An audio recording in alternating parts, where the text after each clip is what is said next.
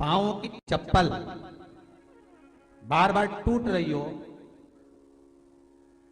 कमर से नीचे जो वस्त्र पहने हो वो फट रहे हो, कहीं पजामा है, धोती है, आदि वस्त्र हैं, कपड़े हैं, वो अपने आप फट, आज के जमाने में तो फटे फटाए पहनते हैं लोग, फैशन, उसकी गारंटी नहीं है, उसका हम वर्णन नहीं कर रहा। हम जब पहनते हम समझ जाते हैं इसको शनि तो ऑलरेडी लगा ही हुआ। जब उनका घुटना घुटनी सब फटा हुआ दिखता है तो उसमें लग जाता है कि शनि पहले से लग गया बापड़ा, उनके पहने से तो मालूम पड़े।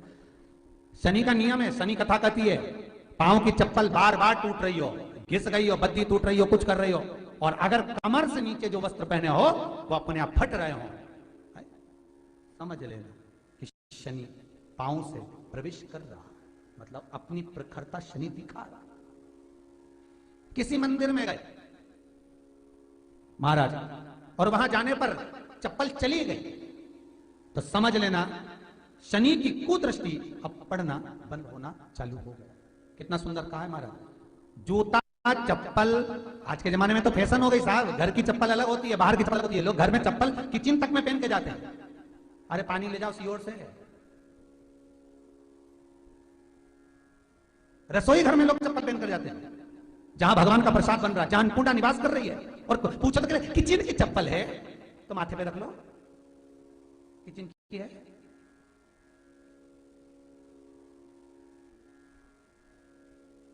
एक नियम बना लो साहब, थोड़ा सा निवेदन, थोड़ा बुरा तो लगेगा रे, सीओर वाला महाराज वैसे भी बहुत कड़ला बोलता, लोग कहते हैं हम थोड़ा कड़ला जरूर बोलते, पर निवेदन है आपसे, तुम अपनी माँ को जरूर देखना है एक बार। वो बूढ़ी माँ कितनी बार किचन में चप्पल पहन कर गई, मुझे जरूर फोन कर बताना। बूढ़ी माँ रसोई घर में आज भी बिना चप्पल के जाती है, और बहुओं की कहीं एड़ी नहीं फट जाए, ठंड नहीं बैठ जाए, इसलिए ये रसोई घर तक में चप्पल पहन कर जाती है। किचन की है, फिर तू कहां की है, वो तो सोचना। कोड़ी कोड़ी माया जोड़ी के नरे तूने, मारा खूब प्यार से लक्ष्य से घिस घिस के, खूब जोरदार शैम्पू पाउडर लगा लगा के कब तक संभालोगे रे या शरीर को, ये तो बताओ कब तक। 4 घंटे तक पार्लर वाले क्या बैठे, वो धागे से न जाने क्या क्या करती रही, 4 घंटे लगा, कब तक संभालोगे, कब तक कलर घोल घोल के लगाते रहे, सोचे हम बुढ़े ही नहीं होंगे, कब तक, ये तो विचारो कब तक। और आखिरी में सारा शरीर ऐसा बड़ा रहा, पोता पोती को भी पास में नहीं जान देते, बेटे तक रोते दूर से, बहू में खड़ी होके रोती, बेचारी बेटियां गले लग लग रोती, अम्मा चली गई, सब धरा पड़ा रह गया। शरीर शरीर लाखों रुपए इसी पे बर्बाद कर दिए, किचन में भी चप्पल पहन रही है।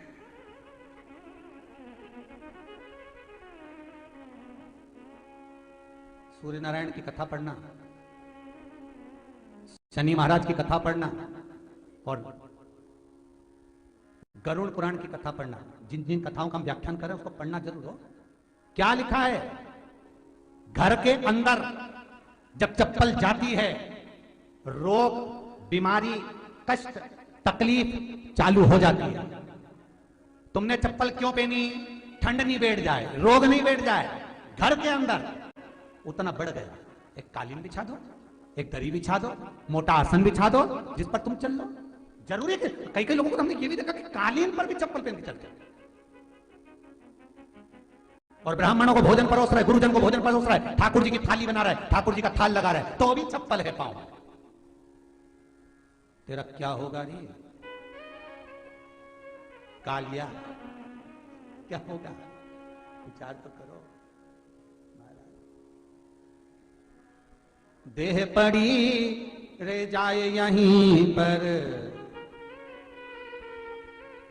फिर कुंडल और नगीना, क्या हरि नाम नहीं तो जीना।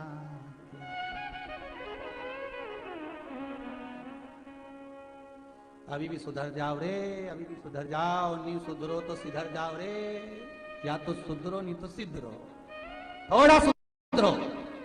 रसोई घर में अन्नपूर्णा रहती है। रसोई घर में शिव महापुराण की कथा कहती है, जब भगवान शंकर को मां जगत जननी भोजन करा रही थी, शंकर जी ने वर मांगा था अन्नपूर्णा का।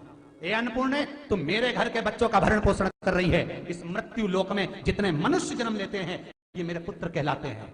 तो अन्नपूर्णा ने कहा, चिंता मत करना भोलेनाथ, जिस जगह पर एक स्त्री, बेटी, कन्या या घर की बहू या बूढ़ी मां भोजन बनाएगी, उस जगह पर मैं अन्नपूर्णा उसके शरीर में प्रवेश करूंगी।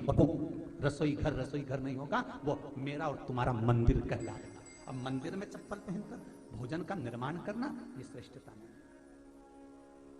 एक आसन पटक लो आप रसोई घर के अंदर, जिस आसन पे खड़े होकर आप भोजन बना लो, मोटा सा आसन रख लो, चप्पल की जरूरत ही नहीं।